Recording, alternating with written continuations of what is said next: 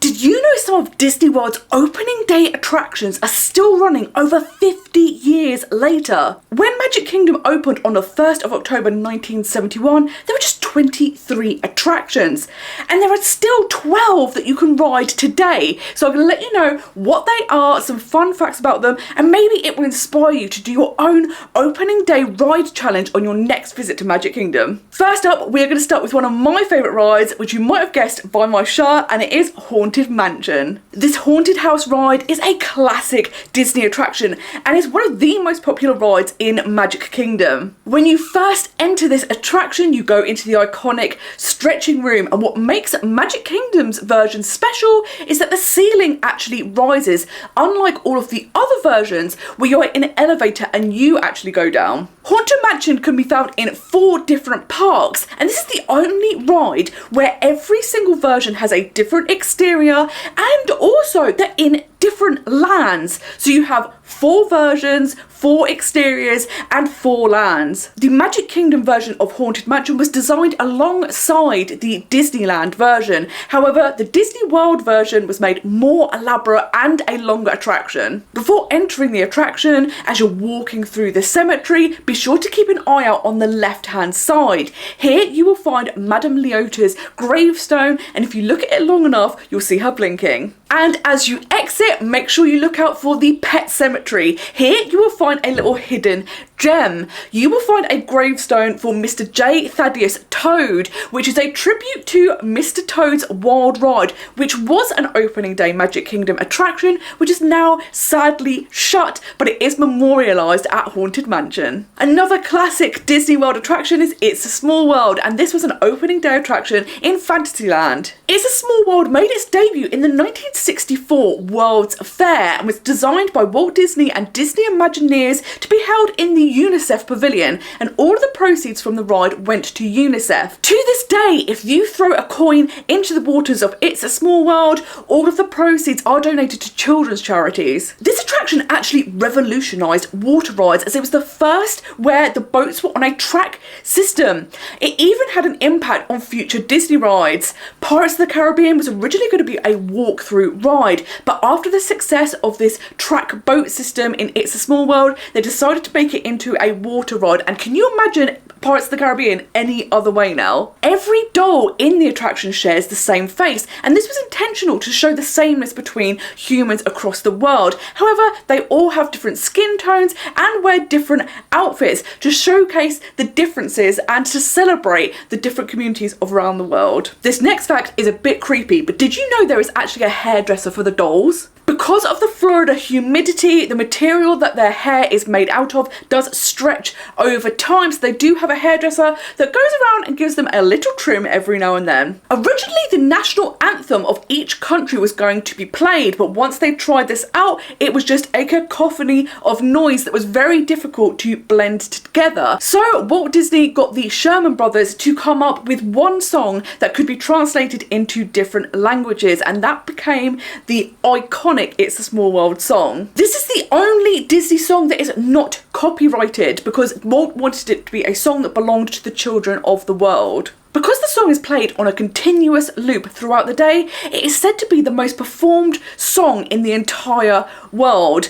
Over a 16-hour park day, it plays on average 1,200 times. From when It's a Small World opened in Disneyland Paris in 1992, all the way up until the parks closed due to the pandemic in 2020, this song was being played somewhere in the world at any given moment, 24 hours a day. Jungle Cruise is an iconic Adventureland ride, and this was also an opening day attraction in Magic Kingdom. This ride started out as an educational ride, but guests didn't find it overly entertaining, so the Jungle Skippers wanted to liven it up a bit and started adding in their own jokes. Walt Disney heard about this and he was not impressed, so he went along, took a ride on the Jungle Cruise, and heard a family, once they got off the ride, say it was great, but they didn't need to go on it again because they'd seen what they needed to see. And this was terrible for Walt Disney, because he wanted every Disney ride to be one that people could enjoy over and over again. He then asked the skipper that day to do the tour, but add in the jokes that he knew they were secretly adding in. From this, he commissioned them to create an entirely new script and add in their own own jokes, which has now become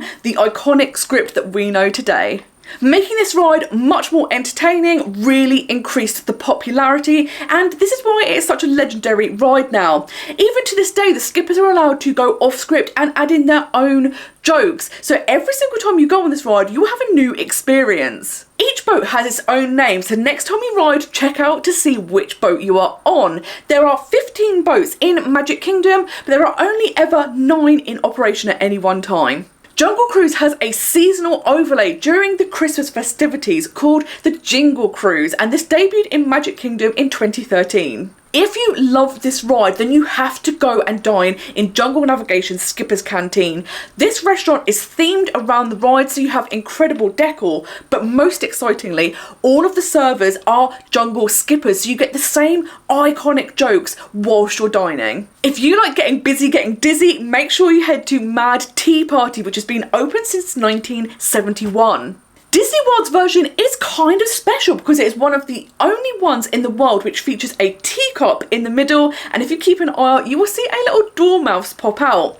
There are 5 versions of this ride around the world and only 2 have the teacup in the middle. That's Disney World and Tokyo Disneyland. One of the reasons that you can get dizzy on this ride is that it spins you in multiple different directions. You have one large turntable that turns the entire ride, and then you have 3 smaller turntables that have 6 teacups each. This then spins in the opposite direction, and then of course you can spin your own teacup yourself, meaning there is a lot of spinning going on. Something that is super fun about this ride is that Alice in Wonderland and the Mad Hatter can often be seen riding this with people, and I've actually experienced this myself. In 2018 I was waiting to go on the ride and Alice turned up in the queue, and then she selected a family and rode in the teacup with them, and this was such an incredible moment to witness.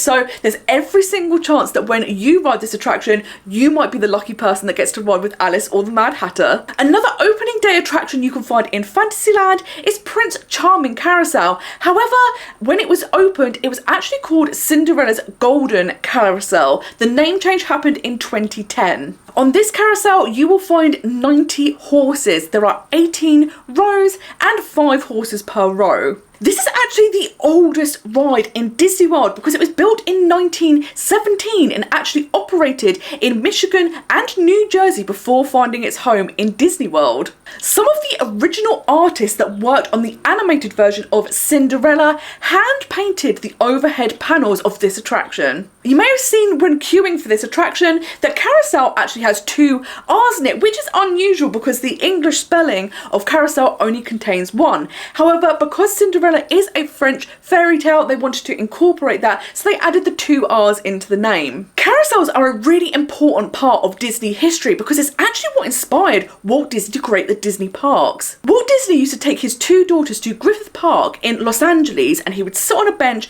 whilst they enjoyed the merry-go-round, and he was inspired to create somewhere where everyone could enjoy the rides, and that is where the inspiration for Disneyland came from.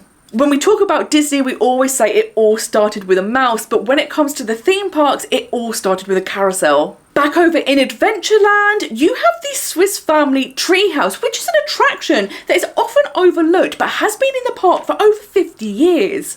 This tree is 90 foot high, 60 feet wide, and the roots go down under the ground 42 feet to keep it firmly in place. It weighs 200 tons and has 330,000 individual leaves. It is rumoured that each leaf cost $1 to produce, so the leaves alone cost $330,000. There are 116 steps in this attraction, and once you get to the top you have incredible views over Adventureland and of Cinderella Castle. This is the original fake Disney tree. We're all super familiar with the Tree of Life over in Animal Kingdom, but the Swiss Family Treehouse was the original fake tree. Because it is not real, it is classed as a building, so therefore it has to adhere to building regulations. If you are looking for a way to unwind during your day in Magic Kingdom, take a trip on the Walt Disney World Railroad, which has been around since 1971. There are 3 train stations around the park.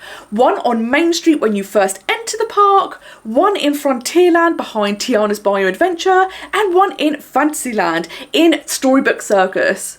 It takes 20 minutes to do the full 1.5-mile scenic route around the park, and what's nice is you get views of rides from angles you would never normally see them, and there are a few little hidden gems they've plotted along the route. Because these are working steam trains, they have to stop at the Fantasyland train station every 3 or 4 trips to be filled up with water. There are 4 different trains in Magic Kingdom: Walter E. Disney, Roy O. Disney, the Lily Bell, which is named after Walt's wife Lillian, and Roger E. Broggie. Roger is often named as the first Disney Imagineer, and he helped acquire the trains for the Disney Railroad. Walt Disney was a huge fan of trains and had a miniature train set in his garden that was called the Carrollwood Pacific Railway, and it was Roger E. Broggie that helped him build this. Something I like to do every single trip is visit Walt Disney's Enchanted Tiki Room. This was originally called Tropical Serenade when it opened in 1971. The Tiki Room originally was going to be a dinner show, but once they worked out that the logistics of this were going to be very, very difficult to conduct, they changed it into just a show to enjoy. There are over 150 animatronic characters that feature in this 10-minute show, which also includes the iconic song by the Sherman Brothers, the same people that also did the It's a Small World song. In 1998, the Magic Kingdom version of this attraction was changed to the Enchanted Tiki Room under new management and featured Iago and Zazu from The Lion King. You got to watch them as they became the new managers of the show, and they would argue about the updates. There were also some new songs included, however it had a very mixed reception. So in 2011 this was changed back to the Enchanted Tiki Room that we know and love. Another classic Disney attraction is Dumbo, and it will be no surprise that this was an opening day attraction in Magic Kingdom.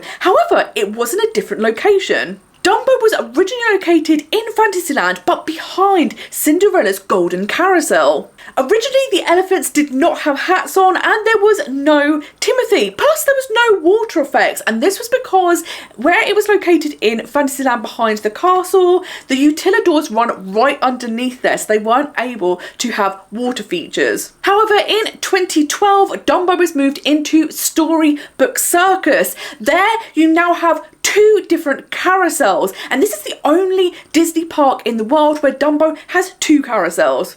You can find Dumbo in all 6 Disney parks in the world, and it's the only Disney ride where it's featured in every park. Something else that makes the Magic Kingdom version of Dumbo super special is that all of the other Dumbo rides go counterclockwise, but because there are 2 carousels in Magic Kingdom, one goes counterclockwise and one goes clockwise. An absolute classic is Country Bear Jamboree, where you can watch animatronic bears sing some iconic songs. This attraction was originally designed in the 1960s to go into a Disney ski resort in California. However, this never happened, but instead we got to have this iconic attraction in the parks. For most of this show's history, it featured its own original songs. However, in 2024, this show was revamped and came back featuring Disney songs. I was very, very nervous about this. However, I think they've done a fantastic job, and I was obsessed with watching this during my last trip. I watched it every single time I was in Magic Kingdom. It was amazing. This attraction was the first to have a seasonal overlay. It had a Christmas overlay from 1984, and there was also a summer overlay from 1986. If you are in Frontierland, do keep your eyes peeled, because you will sometimes see Country Bear characters such as Big Al and Wendell out and about doing meet and greets. Next door in Liberty Square, you can go in the Hall of Presidents, which is also an opening day attraction. Walt Disney was a proud American and wanted to have an attraction that showcased the history of America, and today you can watch this 21-minute show in a 700-seat auditorium. Every current and former US president is featured, and it is an impressive number of animatronics to behold. When a new president is sworn in, the attraction does shop for a period of time so that they can create the animatronic and add them into the Hall of Presidents. During the show, you will see first a film showing the history of the United States of America, and then you get the big reveal of all the animatronics. They are listed by name, and some of them also recite famous speeches from US history. Every president since Bill Clinton has actually gone on to record their own speech to be included in the Hall of Presidents. And our final opening day attraction in Magic Kingdom is the Tomorrowland Speedway. This ride was originally called the Grand Prix Raceway and has had multiple names throughout its history. In 1994, it was changed to the Tomorrowland Indy Speedway, but then in 2018 it was shortened just to the Tomorrowland Speedway. You are actually driving a real vehicle. They are based on the Corvette Stingray. They have a 9 horsepower engine and can reach up to 7 miles an hour. The cars were designed by the legendary Disney Imagineer Bob Gurr, and there are 146 cars across 4 lanes. The original track was 3,100 feet long, but over the years it has shortened to make way for rides such as Space Mountain. It is now 2,100 feet long and it takes you around 4.5 minutes to do the entire track. Now there are some other things that I wanted to mention that have been in Magic Kingdom from opening day, and these include the Dapper Dans and the Main Street vehicles. So if you do want to do that challenge, do include these as part of your day. Now you may also be thinking, you've left a pretty big ride out, and that is for good reason. Peter Pan's Flight has been in Magic Kingdom for over 50 years. However, it didn't open on the 1st of October. This attraction opened on the 3rd of October. So although it wasn't an opening day attraction, it pretty much was. It was just 2 days late. Magic Kingdom has changed a lot over the years, but it is amazing to see so many opening day attractions that we're still able to enjoy and ride. Do let me know which is your favourite down in the comments below. If you're planning a trip to Disney World and you want more tips and advice on how to plan your most magical trip, do check out my website and subscribe to my channel so that you never miss a video. Thank you so much for watching, and until next time, I hope you have a most magical day. Bye bye.